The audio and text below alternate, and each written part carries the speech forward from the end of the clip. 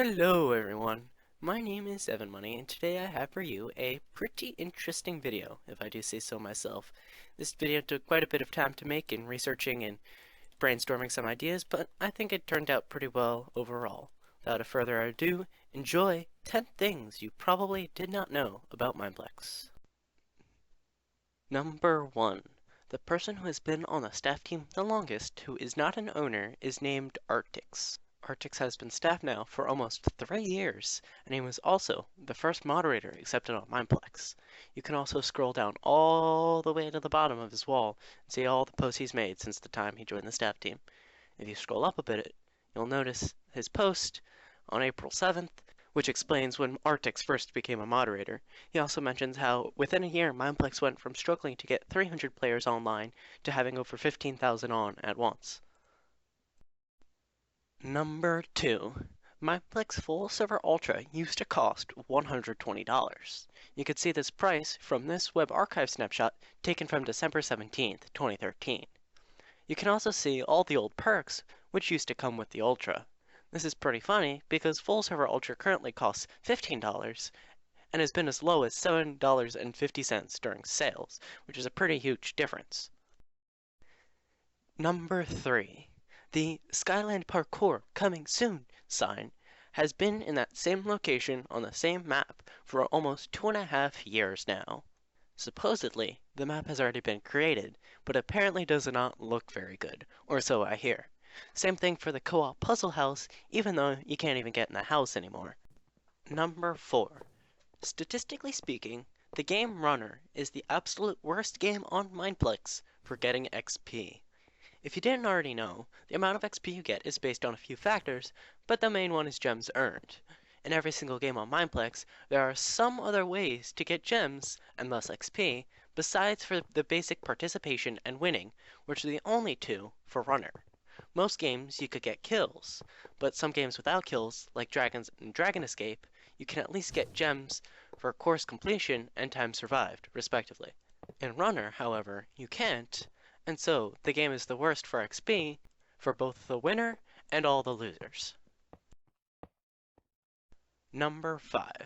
When the player Chiss, one of the owners of Mineplex, crouches in-game, it makes a meowing noise. This isn't anything game-breaking, but it's still pretty interesting. Number 6. Over the history of Mineplex, there have been a total of 20 different admins. Obviously, most of them have resigned.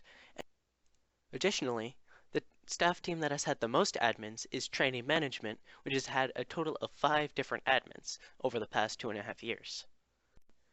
Number 7.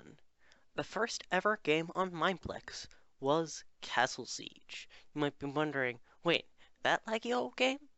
Yes, but it was a heck of a lot different back then. Here is some old footage of what the original Mineplex Castle Siege used to look like. It's pretty crazy how little it resembles the current Castle Siege, obviously besides for the name. The game still looks pretty interesting though, and it's cool to be able to see what Castle Siege looked like so long ago, and what Mineplex was like so long ago. Number 8. About a year and a half ago, Mineplex merged with another server named Red Warfare. With this merge, Mineplex absorbed a game called Search and Destroy. Search and Destroy actually has quite a bit of history to it, and Mineplex is actually the 4th server it has been on. The first server was called Eye of Ender, and as you can see by this video, if you have ever played on Search and Destroy on Mineplex, you'll know that this is a lot different than Mineplex's version. And next, here is some footage of Search and Destroy on the Fridge, Bajan Canadian server. After the Fridge got shut down, Red Warfare took the game Search and Destroy. Here is some footage from Tragic, one of the old admins of Red Warfare. Finally, here is some footage of Search and Destroy on Mineplex. The other 3 versions of the game look similar, but Mineplex's version was a lot different. Eventually the beta version of Search and Destroy was removed, since the game was really laggy due to having 100 people, and has been gone since.